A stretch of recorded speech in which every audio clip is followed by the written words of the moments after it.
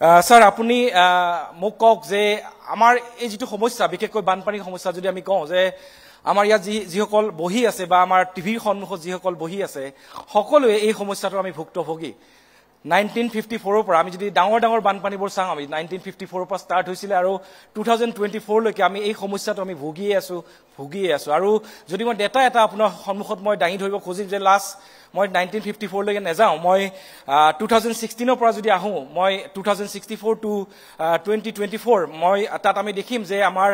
অসমত যি বানপানী হৈছিলে ডাঙৰ ডাঙৰ বানপানীৰ কথা মই কৈছো তাত কমেও এটলিষ্ট 811 লোকৰ মৃত্যু হৈছিলে গতি এটা সমস্যাটো হৈছে বা প্ৰশ্নটো হৈছে যে আমি কৈ আছো যে ব্ৰহ্মপুত্ৰ আমি খনন কৰিম বহুতবাৰ কোৱা হ'ল ব্ৰহ্মপুত্ৰ খনন কৰি সমস্যাটো সমাধান হ'ব আৰু বহুত কিবা কিবি কৰিম কিন্তু সমস্যা হৈ ৰল গতি এই ক্ষেত্ৰত যেটো মেনেজমেন্ট ফ্লাড মেনেজমেন্ট ষ্ট্ৰাকচাৰেল আৰু নন ষ্ট্ৰাকচাৰেল এই দুইটা কথা ইয়াত জড়িত হৈ আছে আৰু লগতে মিটিগেশ্যন এই দুইটা ওপৰত আপোনাৰ প্ৰাৰম্ভিক যেটো পৰ্যবেক্ষণ মই জানিব বিচাৰিম ধন্যবাদ পুন প্ৰথমে মই প্ৰতিদিন গোষ্ঠীক মোক আজি এনেকুৱা এটা মঞ্চত কথা ক'বলৈ সুযোগ দিয়াৰ কাৰণে ধন্যবাদ জ্ঞাপন কৰিছো এতিয়া মূল বিষয়টোলৈ আহিব বিচাৰিছো অসমত যেটো ইয়াৰ ভৌগোলিক অৱস্থান এইটো কাৰণে ইয়াত বানপানী হয় হেয়া এতিয়া যে হৈছে এটো নহয় অতীতৰ পৰাই হৈ আছিল এতিয়া আমাৰ বিভিন্ন কাৰণত আমাৰ তাত বানপানীৰ পৰা ক্ষয়ক্ষতি হোৱাৰ কাৰণবিলাকৰ কাৰণে আমাৰ বেছি ক্ষয়ক্ষতি আমি দেখিবলৈ পাইছো আমি যদি চাওঁ 1950 চনৰ আগত 1950 চনত যেটো ভূমিকম্প আহিছিল সেই বৰ ভূমিকম্পৰ সময়ত গোটেই অৰুণাচলৰ পাহাৰবিলাকৰ যেটো গাঁথনি সেই গাঁথনিটো বহুতখিনি ঢিলা হৈ গ'ল ওপৰৰ যিখিনি শিলৰ তৰব বা মাটিৰ তৰব আছিল সেইবিলাক বহুত ঢিলা হৈ গ'ল আৰু সেই সময়তে আমি দেখা পাইছো যে হেতু যেহেতু আগষ্ট মাহত আছিল আৰু হেতু বানপানীৰ সময় আছিল তেতিয়া যথেষ্ট সেই বানৰ লগত সেই পাহাৰৰ যিবিলাক খন্দা মাটি আছিলে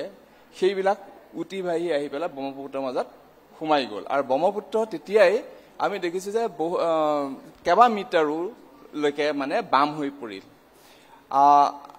আৰু আমি তাৰ পিছত দেখিলো যে 1954 চনত হেতু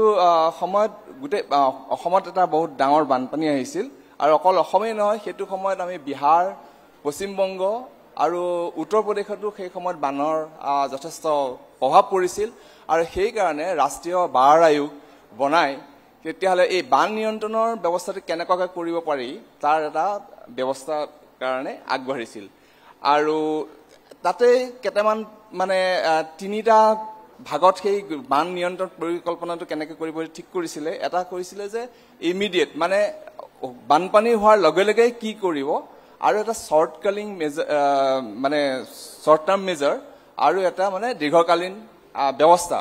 এইকিটা কৰাৰ কাৰণে ব্যৱস্থা মানে তেওঁলোকে সিদ্ধান্ত ললে আৰু তাৰ ফলতে আমাৰ অসমত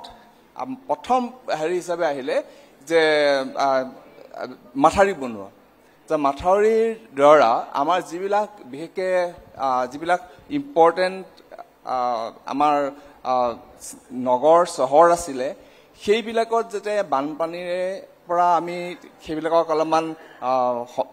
ৰিলিফ দিব পাৰো সেইটো কাৰণে তেনেকুৱা ধৰণৰ ষ্ট্ৰাকচাৰবিলাক বনোৱা হ'ল আৰু সেই যেটা সিদ্ধান্ত লোৱা হৈছিল তেতিয়াই আছিলে যে এই যে মাথাউৰি বনোৱাটো কিন্তু এটা পিউৰলি টেম্পৰাৰী মেজাৰ আৰু আজি বৰ্তমান আমি অসমত দেখা পাই আছো যে 4,500 কিলোমিটাৰ আমাৰ মাথাউৰি বনোৱা হ'ল এতিয়ালৈকে আৰু আমাৰ মুখ্য বান নিয়ন্ত্ৰণ ব্যৱস্থাটোৱে হৈ থাকিলে মাথাউৰি বন্ধা আৰু যেটো আসলতে আমি আৰু কিছুমান আমাৰ আছে যে দীৰ্ঘকালীন ব্যৱস্থা আমি কেনেকৈ ল'ব লাগিব ক্যাচমেন্ট এৰিয়াটোক আমি কেনেকৈ তাত যাতে সেডিমেন্ট আহিব নোৱাৰে সেডিমেন্ট ট্ৰেপিং আমি কেনেকৈ কৰিব পাৰিম মানে পাহাৰত যে খনন কেনেকুৱা ধৰণে কম হ'ব আৰু আমি আমাৰ ডেভেলপমেন্টাল এক্টিভিটি বিলাক কেনেকুৱাকৈ লৈ যাম সেই কথাবিলাকৰ কিন্তু আজিলৈকে কোনো ব্যৱস্থা কৰা হোৱা নহল যেনেকৈ এতিয়া ধৰক আমাৰ পপুলেশ্যন বাঢ়ি গ'ল 1951 চনত অসমৰ 102 জন আছিলে প্ৰতি বৰ্গ কিলোমিটাৰ পপুলেশ্যন জনসংখ্যা, আৰু এতিয়া আমাৰ আহিলে 398, প্ৰায় 400 জন প্ৰতি মানে ঘন কিলোমিটাৰ বৰ্গ কিলোমিটাৰত। গতিকে মানুহ যিহেতু বাঢ়ি গ'ল, আমাক মানুহৰ কাৰণে ঘৰ লাগিলে, ৰাস্তা লাগিলে, আৰু বাকী বিলাক ইনফ্ৰাষ্ট্ৰাকচাৰ লাগিলে, আমাক পাৱাৰ ৰিকুৱাৰমেণ্ট বাঢ়ি গ'ল। গতিকে আমাক খাদ্যৰো ব্যৱস্থা কাৰণে আমাক কৃষি মাটি আমাক বঢ়াব লগা হ'ল। ফলত আমি বহুত সময়ত ফৰেষ্ট লেণ্ড কাটিব লগা হ'ল, মানে ফৰেষ্ট ধ্বংস কৰি পেলাই আমি ঘৰ দুৱাৰ বনাব লগা হ'ল। আৰু মানুহে বাধ্যত পৰি আমাৰ যিবিলাকত আগতে বানপানী হোৱা জেগা, এতিয়াও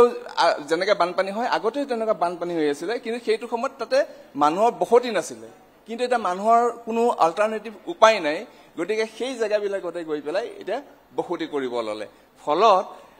আমি এতিয়া বানপানীৰ সমস্যাটো আমি ভোগ কৰিব লগা হৈছে। কিন্তু এই ক্ষেত্ৰত আমাৰ যিটো দীৰ্ঘকালীন ব্যৱস্থা এটা হ'ব লাগিছিলে, সেইটোৰ কাৰণে কিন্তু আজিলৈকে আমাৰ বিশেষ চিন্তা চৰ্চাৰে আগবাঢ়ি যোৱা নহ'ল, আৰু সেইকাৰণে আমালৈ সমস্যাটো সমস্যাই হৈ ৰ'ল এতিয়ালৈকে।